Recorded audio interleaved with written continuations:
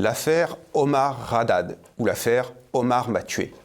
Pour beaucoup de Français, l'évocation de ce fait divers tragique est synonyme d'erreur judiciaire. Omar, modeste jardinier marocain, serait injustement accusé du meurtre de Ghislaine Marchal, une riche héritière. La police, la justice et toute une partie de l'État français se seraient rendus coupables de racisme envers un immigré pauvre, devenu la victime expiatoire d'un crime odieux. Son honneur ne sera que partiellement lavé lorsque Jacques Chirac accordera à Haddad une réduction de sa peine en 1996. Cette affaire, qui va durer près de 10 ans, dépassera de très loin le cadre du village de Mougins où Madame Marchal a été tuée. Mettant en ébullition toute la presse parisienne, elle va atteindre les plus hauts sommets de l'État et devenir une affaire internationale.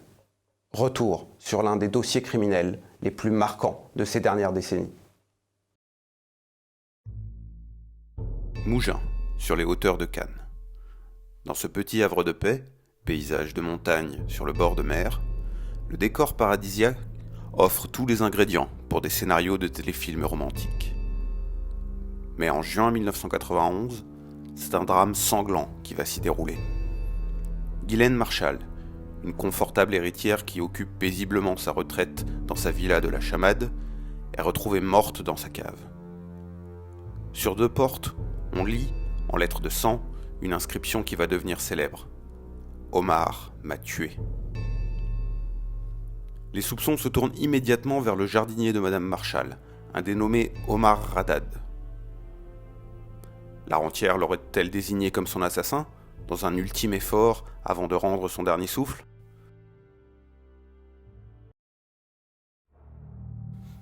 Dimanche 23 juin 1991. Dans la petite localité de Mougins, Francine Pascal est inquiète. Sa voisine, Ghislaine Marchal, ne donne plus de nouvelles depuis la veille. Ghislaine devait déjeuner chez une amie, puis en recevoir une autre, et aucune de ces 2 personnes n'a pu la joindre au téléphone. Francine a visité la maison de Ghislaine Marchal avec quelques amis et avec la société de gardiennage qui s'occupe de cette dernière. Toutes les pièces ont été fouillées, exception faite de la cave, fermée à clé. Ghislaine Marchal reste introuvable. Les enquêteurs amateurs n'ont rien trouvé de particulièrement inquiétant, si ce n'est le sac de Ghislaine Marchal, posé dans sa chambre et vide de toute espèce. Ils savent que Madame Marchal avait l'habitude de posséder de grosses sommes en liquide. Francine Pascal décide de contacter la gendarmerie. Une patrouille se rend sur place. La propriété est une nouvelle fois fouillée. Le chef Évrard, en charge des opérations, est intrigué par l'absence d'effraction et par la présence de bijoux et autres objets de valeur. Normalement, ils auraient dû intéresser un éventuel rôdeur. Des clés sont retrouvées sur un meuble. Elles permettent aux gendarmes d'ouvrir la porte de la cave pour la visiter.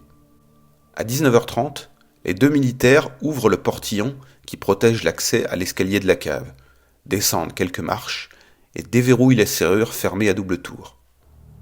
Mais la porte ne s'entrebâille que de quelques millimètres. Sous la poussée insistante des 2 hommes, le haut de la porte se déforme et laisse passer le bras du gendarme Martial Linke. Il cherche alors à retirer l'obstacle qui interdit à la porte de s'ouvrir. Il se rend compte de la présence d'un lit pliant, qu'il redresse et repousse vers l'intérieur de la cave. Le gendarme Tellière aperçoit un autre obstacle, un tube métallique qui bloque l'ouverture. Son collègue se rend compte que l'interrupteur et le mur sont tachés de sang. Stimulés par cette découverte, les gendarmes redoublent d'efforts. Martial Linke se glisse finalement à l'intérieur. Avec son pied, il repousse le tube métallique, coincé sous la porte, et libère l'ouverture pour permettre à son collègue d'entrer à son tour. Martial Linke aperçoit maintenant un corps allongé sur le sol de la chaufferie.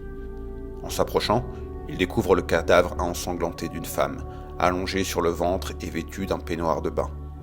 Sur une porte blanche, il lit une inscription en lettres de sang qui va devenir célèbre dans la France entière. « Omar m'a tué ». La grande machine judiciaire s'est mise en route. Elle ne s'arrêtera que 11 ans plus tard.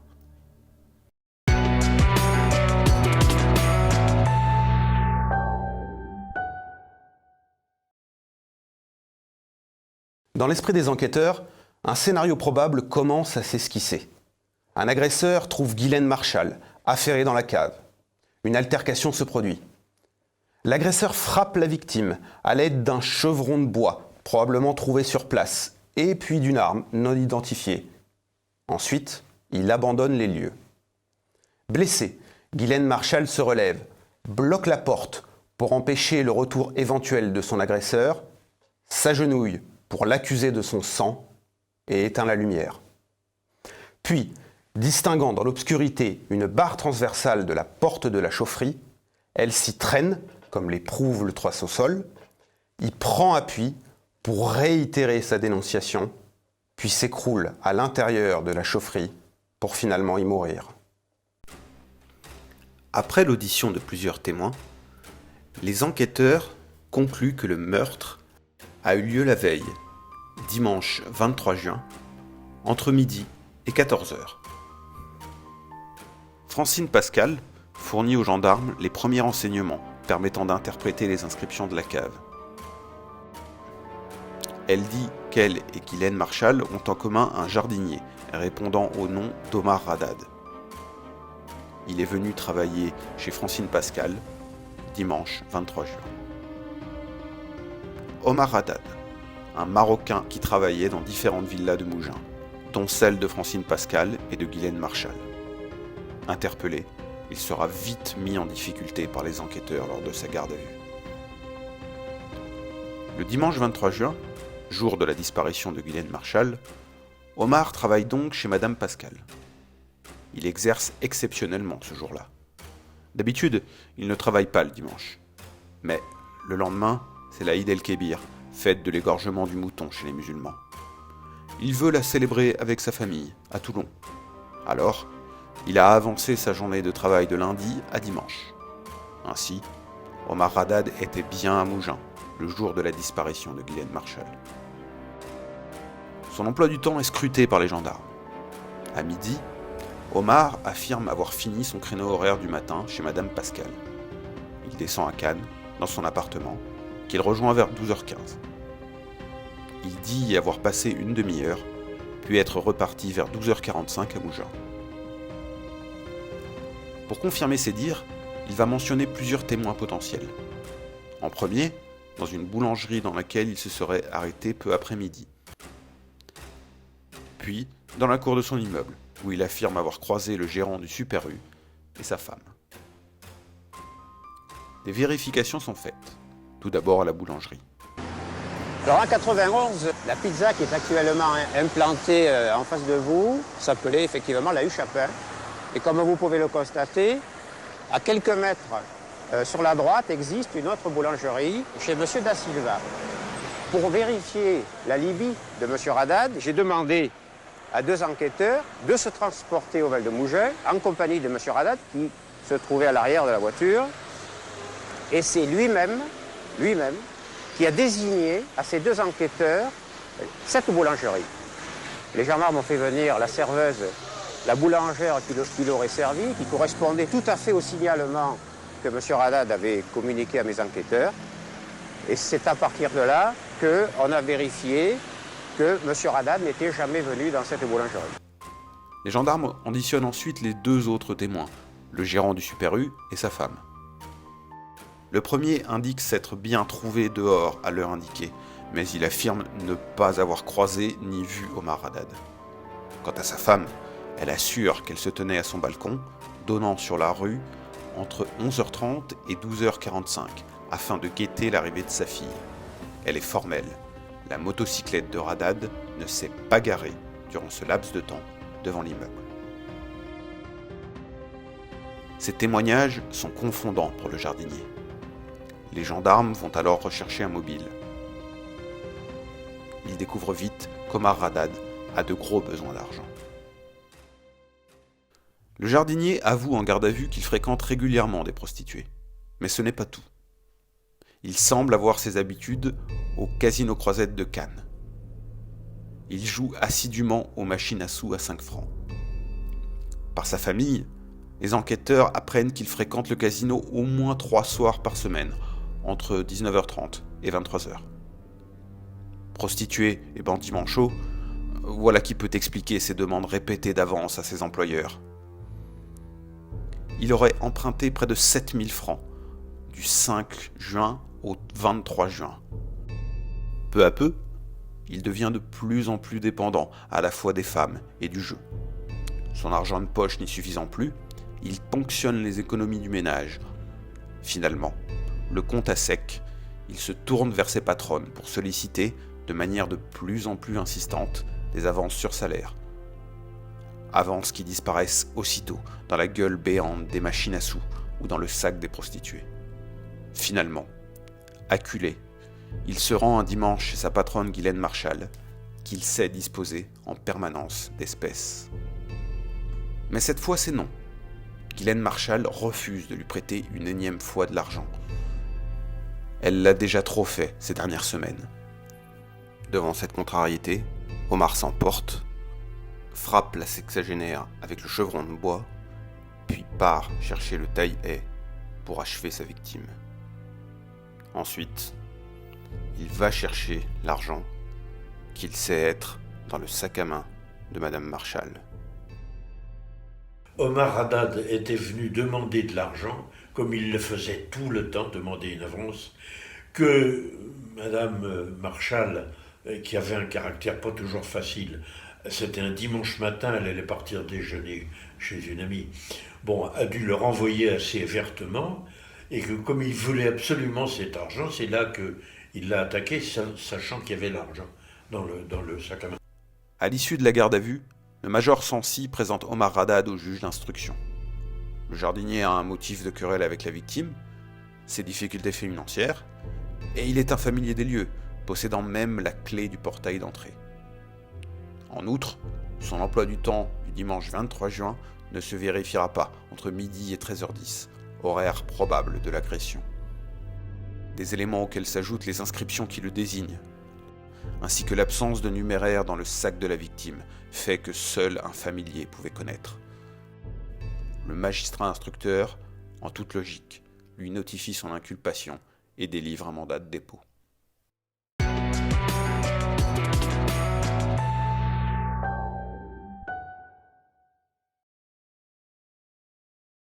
L'affaire monopolise l'attention des médias et des journaux. Le visage sympathique du principal suspect ne correspond pas à l'image que peut se faire le grand public d'un meurtrier. Spontanément, nombre de personnes vont mettre en doute les charges qui pèsent sur le jeune Omar Haddad. Et ils vont s'interroger sur le travail des enquêteurs. C'est alors que les avocats de Haddad entrent en scène. Ils vont pointer du doigt certaines incohérences des résultats de l'enquête. Les avocats estiment que Madame Marchal, après le coup porté au foie, s'est immédiatement écroulée. Elle ne peut donc pas avoir elle-même rédigé les inscriptions incriminantes. Ils affirment que la victime n'était pas en mesure de faire l'effort de transporter le lit pliant dans l'état où elle se trouvait. En outre, selon eux, une femme du statut social de la victime, habituée des mots croisés, ne pouvait pas faire une telle faute d'orthographe. Un agresseur a tout à fait pu utiliser la main de Guylaine Marchal pour faire les inscriptions, installer le dispositif de blocage pour faire croire que la victime s'est barricadée, puis sortir. Lors de la reconstitution, ils démontreront que l'on peut sortir de la cave une fois le dispositif installé. La démonstration est faite, l'on peut parfaitement donner l'impression que l'on barricade de l'intérieur la porte de la cave, alors qu'on le fait en sortant de la cave. Par ailleurs, aucun prélèvement, opéré dans le local où a été découvert le corps de Guylaine Marchal, ne révèle la présence d'Omar Haddad. Durant la mise en examen du jardinier marocain, les avocats se battent pour assurer sa défense. Finalement, c'est Maître Vergès qui emportera la mise à quelques jours du procès. Le 24 janvier 1994, la foule se presse sur les marches du palais de justice de Nice. Les curieux se bousculent pour assister au procès du petit jardinier marocain. Dans une ronde interminable, témoins et experts vont se succéder, reprenant tour à tour les différentes pièces figurant au dossier et reconstituant les faits. Principal argument discuté, Madame Marchal a-t-elle pu, après les coups qui lui ont été portés, installer le dispositif de blocage et se traîner jusqu'à la porte pour y faire ses inscriptions. Les blessures qu'avait Mme Marchal étaient multiples, importantes, mais absolument pas mortelles, immédiatement mortelles. On sait par exemple, c'est prouvé que même avec une plaie cardiaque, on peut faire ce qu'on appelle des actes de survie encore pendant quelques minutes. Donc dans le cas de Mme Marchal, si tant est que c'est bien elle qui a écrit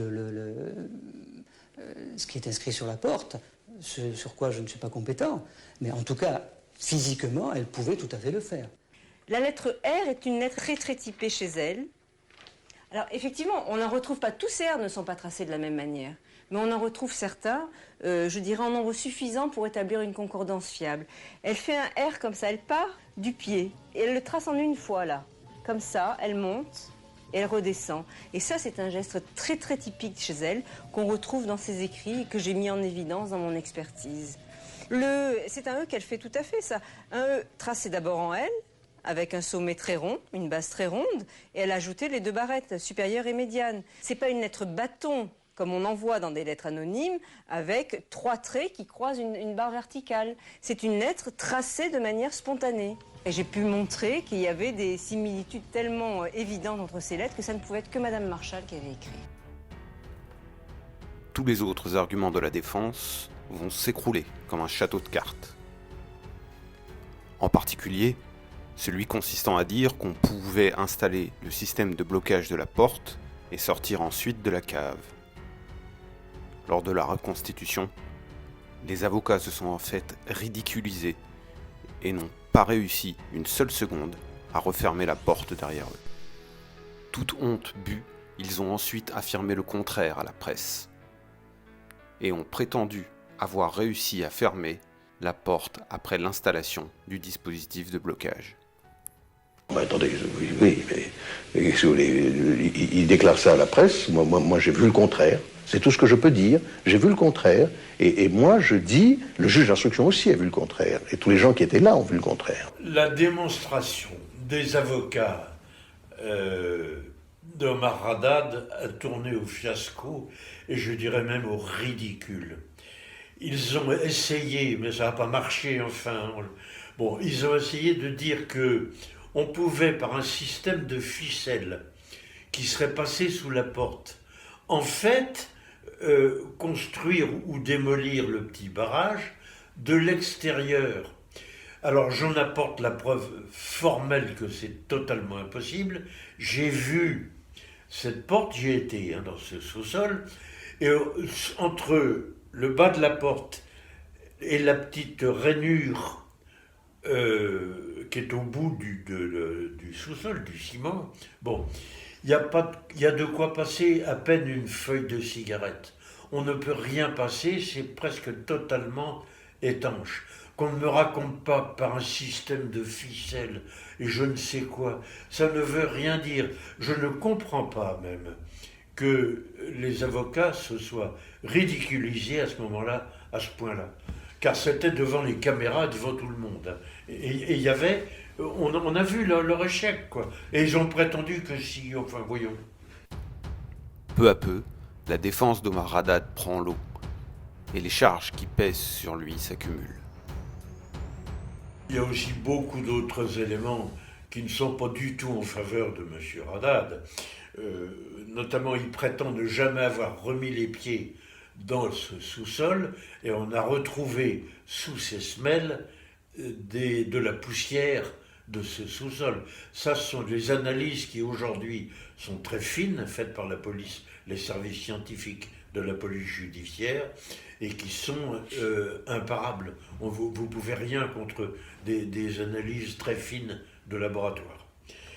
Il y a d'ailleurs d'autres choses. On pense, moi j'en sais rien, mais je pense que c'est vrai, c'est le seul élément dont je ne suis pas certain, mais on pense qu'il a assailli Madame Marchal avec un sécateur. Or, on a récupéré, il était le seul comme jardinier à savoir où était ce sécateur, il était le seul à savoir où était la clé pour ouvrir le petit hangar où il y avait les outils de jardin, etc. Et on a retrouvé ce sécateur, on l'a analysé et on a constaté qu'il avait été nettoyé avec des hydrocarbures, avec de l'essence. Je suis très étonné qu'il lui dit « mais non, c'est pas moi, je ne suis pas au courant, etc. » Lui, le jardinier, qui était le seul à approcher cet instrument, qui aurait pu nettoyer. Et pourquoi le nettoyer? Parce qu'il y avait des traces de sang. C'est fort probable. Questionné par le président Jean, Omar Haddad est obligé de reconnaître qu'en 2 ans, il a consacré plus de 80 000 francs au jeu. Une somme astronomique pour un modeste jardinier. À ces dépenses, il convient d'ajouter celles entraînées par la fréquentation des prostituées. Pour retourner la situation, Maître Vergès, avocat de la défense, concentre ses efforts contre le major Sancy et les gendarmes. Il les accuse d'avoir voulu un coupable à tout prix et d'avoir bâclé l'enquête. Mais il ne convainc pas les jurés. Après 6 heures de délibéré, la cour juge Omar Haddad coupable du meurtre de Guylaine Marchal et le condamne à 18 ans de réclusion criminelle. À la sortie du procès, Maître Vergès, qui est apparu si effacé durant l'audience, va laisser éclater la verve qui a fait son succès. Il y a 100 ans, on condamnait un jeune officier qui avait le tort d'être juif. Aujourd'hui, on condamne un jardinier parce qu'il a le tort d'être maghrébin.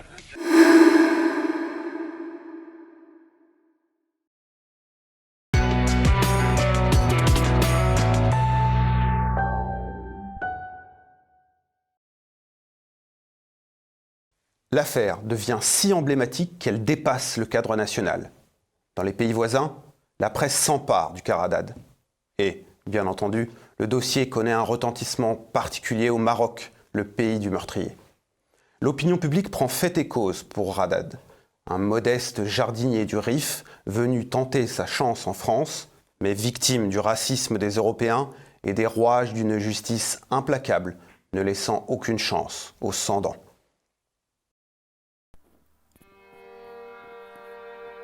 La bourgeoisie intellectuelle parisienne prend fait et cause pour Haddad. Partout, la thèse de son innocence se répand. Pourtant, cette dernière est loin d'être acquise pour ceux qui ont fréquenté Omar Haddad. Nous avons retrouvé un professeur intervenant dans la prison où a été incarcéré le jardinier. Il ne l'a pas rencontré personnellement, mais il nous livre le sentiment des autres détenus au sujet de cette affaire. Vous savez, les gens en maison d'arrêt souvent n'ont pas grand-chose à faire et donc ils passent leur temps souvent à évoquer leurs affaires, celles des autres. Et c'est une façon de passer le temps aussi. Alors ça remonte à quand même une dizaine d'années. Hein. Et c'était des bruits de cours, on va dire, de cours pénitentiaires. Dans lesquels effectivement on doutait de l'innocence d'Omar Haddad. L'argument qui était avancé, c'était qu'il avait des dettes de jeu, il était joueur, il avait des dettes de jeu, des besoins d'argent et que cela pourrait effectivement justifier ce crime, cet assassinat. Ce professeur dévoile également une facette moins connue du meurtrier de Guylaine Marchal, bien loin du portrait du bon père de famille relayé par la plupart des médias. Également, ne plaidait pas en sa faveur le fait qu'il ait une femme et en même temps une maîtresse. Donc c'était l'aspect moral qui était mis en avant. Et également le goût du gain, l'appât du gain. Voilà. Les médias auraient-ils lissé l'image d'Omar Haddad et omis de présenter certains aspects de sa personnalité ?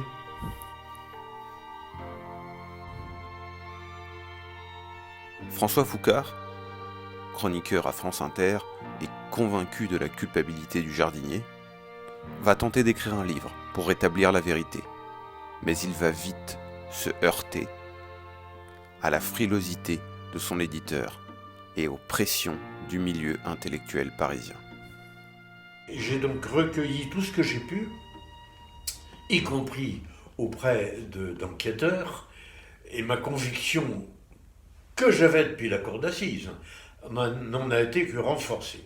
Mais j'avais un contrat chez un gros éditeur, Plomb pour ne pas le nommer, avec lequel j'étais en très bon terme. J'avais déjà fait paraître un bouquin avant sur le bourreau Anatole Debler.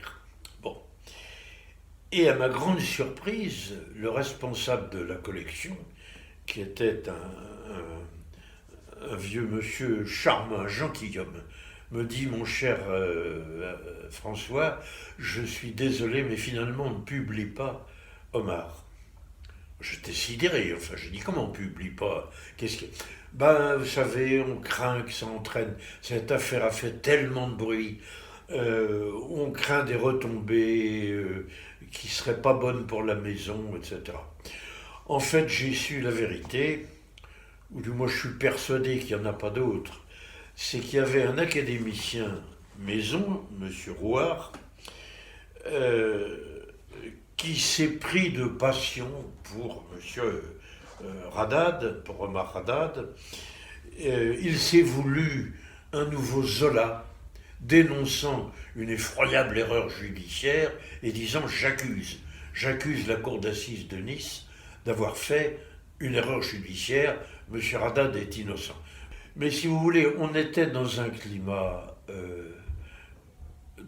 très mauvais, très désagréable, entraîné par une espèce de petite mafia qui, pour des raisons diverses, estimait qu'on devait dire, même si au fond les gens honnêtes le savent très bien, qu'on devait dire que M. Haddad était innocent.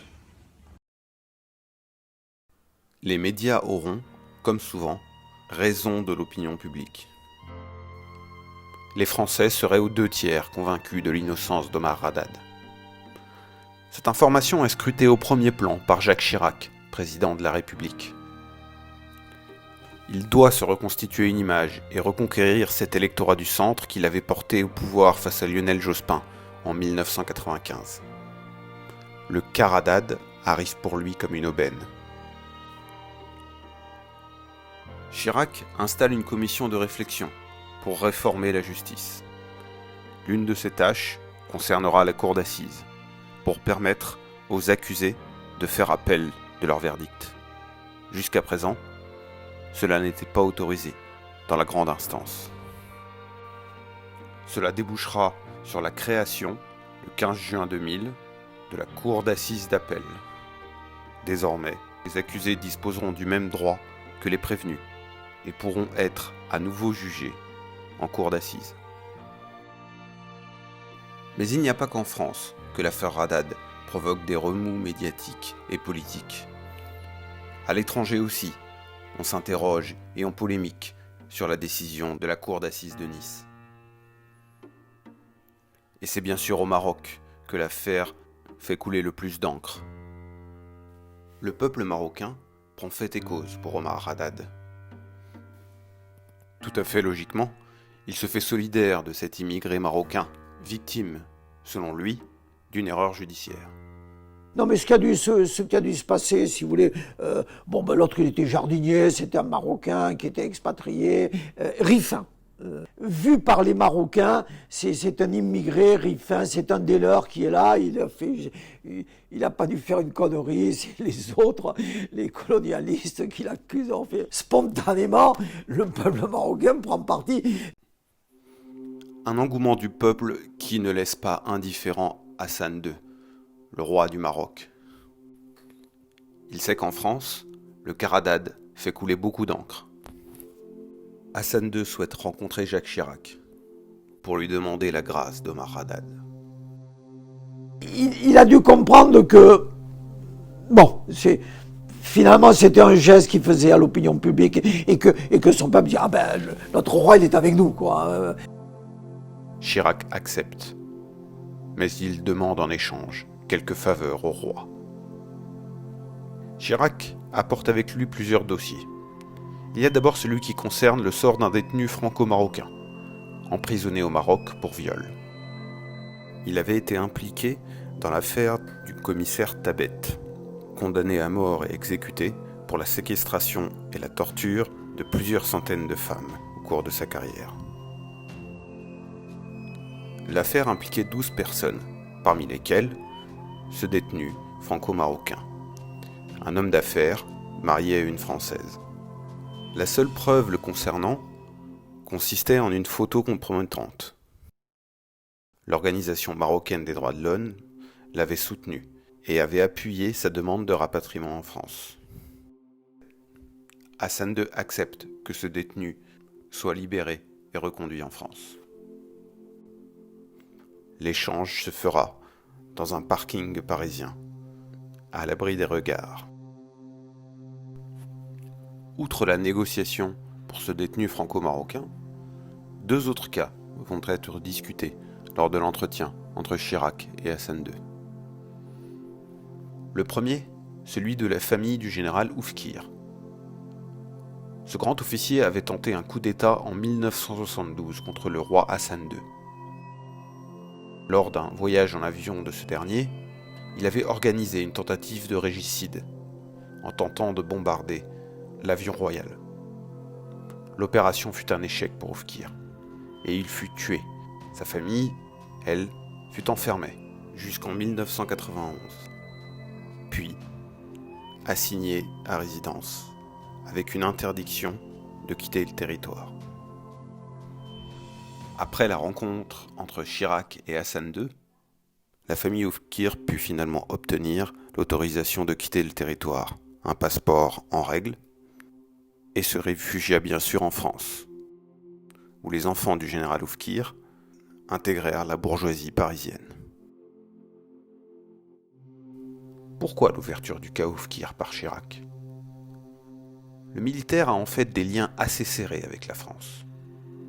Oufkir a fait partie des troupes coloniales durant la Seconde Guerre mondiale et a été décoré de la Légion d'honneur. En outre, il a participé à la guerre d'Indochine. Une manière pour le président de la République de s'atticher les faveurs des anciens combattants ? La famille Oufkir avait en réalité déjà alerté l'opinion internationale, notamment avec l'évasion et la fuite vers la France de l'une des filles du Mohamed Oufkir. La société parisienne s'était déjà émue de leur sort. Chirac voulait probablement répondre favorablement à leur appel. Quant à Hassan II, cela lui permet de redorer l'image de son pays à l'international, après des années de répression dites de plomb. C'est un génie politique, Hassan II, au-delà d'être intellectuel, d'être musicien. Il a dit, si j'avais pas été roi, j'aurais des chefs d'orchestre, quoi. Donc il a beaucoup de cordes à son arc, et puis l'arc à tous les sens du terme, si vous voulez, quoi. Et dans ce contexte-là, c'est ces derniers grands coups de génie, enfin politique, de stratège, et puis de roi pensant à l'avenir de son pays quand il serait plus là, veut dégager l'avenir de son fils, quoi, finalement. Voilà. Dernier gros dossier évoqué lors de la rencontre entre Chirac et Hassan II, celui d'un certain Abraham Serfati. Serfati est un militant communiste marxiste, né en 1926 à Casablanca. Créateur du mouvement d'Hilal Aman, qui signifie « en avant », il est arrêté en 1974 pour trahison. Il sera condamné à la prison à perpétuité à l'issue de son procès en 1977. Serfati, et puis ses camarades qui viennent au nom du... Bon, si je me mets dans leur logique internationaliste, c'est plus le Maroc, c'est plus la nation, c'est plus le nationalisme, c'est l'internationalisme prolétarien en plus. Bon, mais mettez-vous à la place de Sa Majesté Hassan II, il a récupéré la terre historique, la patrie historique, et il y a une bande de gugus de la bourgeoisie qui viennent leur expliquer que tout ça est tout ça est algérien, enfin pas algérien, et Polisario. Bon, on comprend qu'on les ait foutus. On est en 1914-1917, Serfati, il n'est pas en prison, hein, il est fusillé. Quoi. Sa compagne, Christine Dore, une Française professeure dans un lycée, est expulsée vers la France. De là, elle va se battre pour braquer les projecteurs sur le cas Serfati. Pour cela, elle va se servir de ses relations dans les milieux d'influence marxiste parisiens.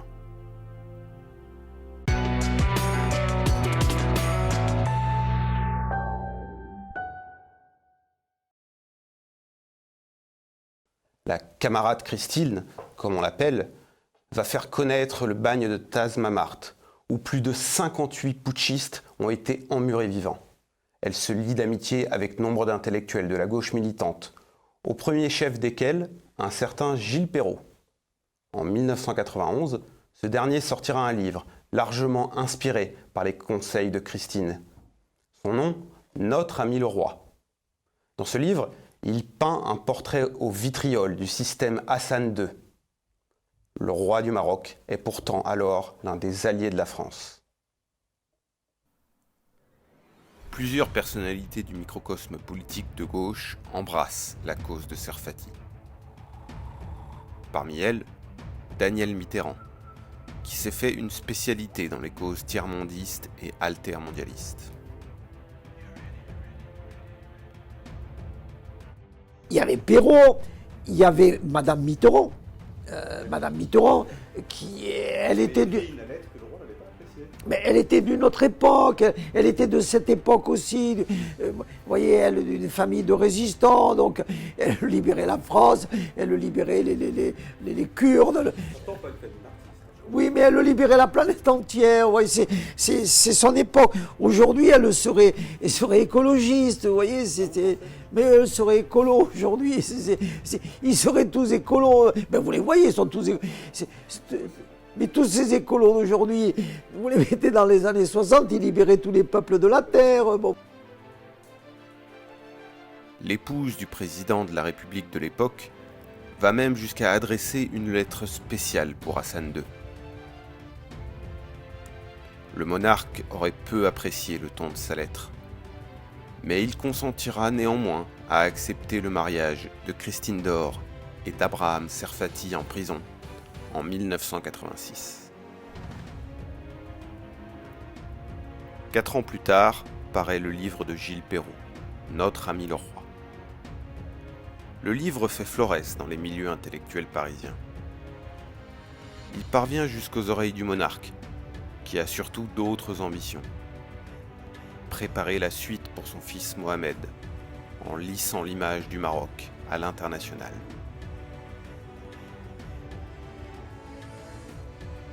Libéré en 1991, Serfati sera immédiatement expulsé vers la France et interdit de séjour au Maroc. On libère le Serfati, mais quand même on se souvient un peu qu'il nous a quand même un peu embêtés pour pas dire autre chose. Et bon, ben, les Français, vous le voulez, votre Serfati, ben, enfin on va vous l'envoyer comme Brésilien.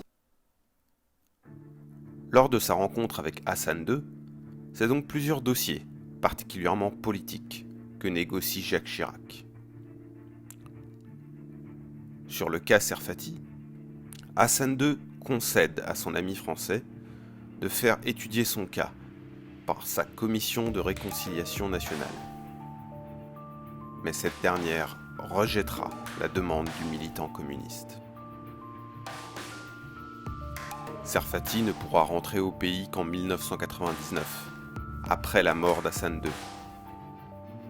Lui et sa femme seront accueillis sur le tarmac de l'aéroport de Casablanca par Mohamed VI, fils et successeur d'Hassan, par la célèbre phrase « bienvenue dans votre pays. Sarfati mourra tranquillement en 2010, 4 ans avant sa femme Christine Dore. Leurs camarades communistes de tout pays salueront, dans la clameur de l'international, ces deux combattants pour la liberté. Mais leur histoire se mêle à une autre, la vérité sur un crime commis contre une Française par un Marocain.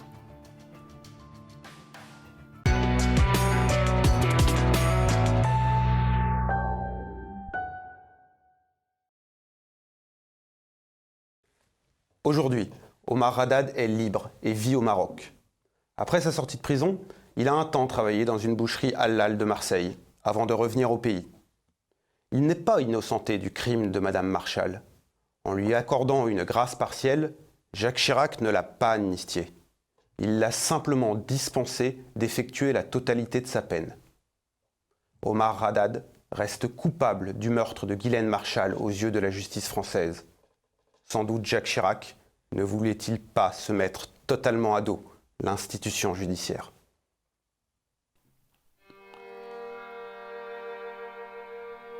En accordant une grâce partielle à Omar Haddad en échange de services, Jacques Chirac s'est tranquillement assis sur la justice rendue au nom du peuple.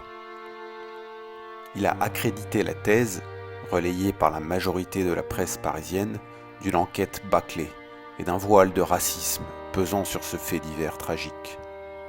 Alors effectivement, les soupçons dans la région ont porté assez rapidement sur le jardinier, parce que bon, on a une sociologie qui fait ici qu'on est plutôt à droite, plutôt conservateur, et qu'il souffrait quand même du délit de sale gueule.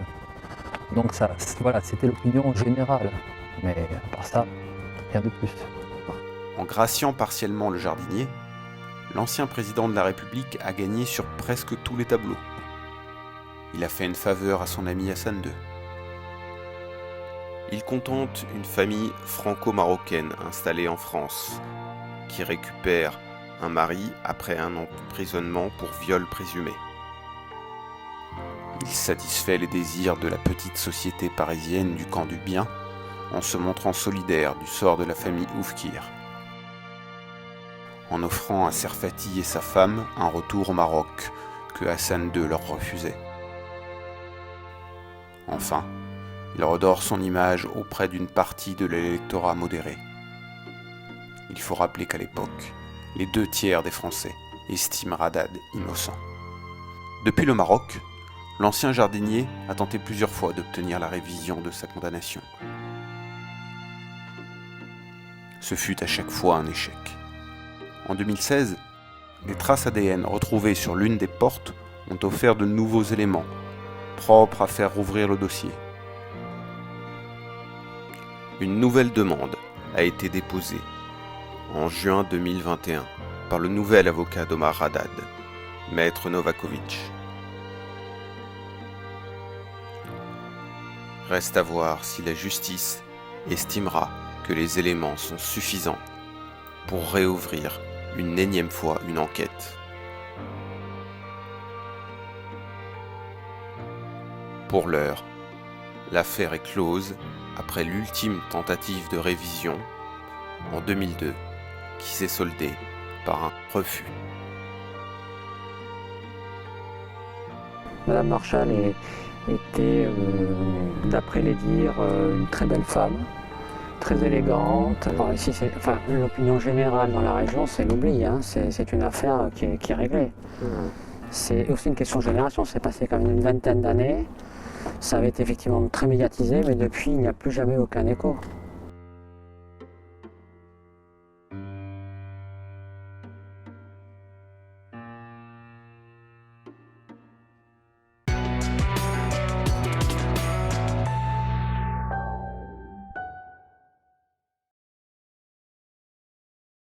Aujourd'hui, 30 ans après les faits, une majorité de Français croit encore à l'innocence de Haddad. Que retiendra l'histoire de ce fait divers tragique ? Le racisme de la gendarmerie ?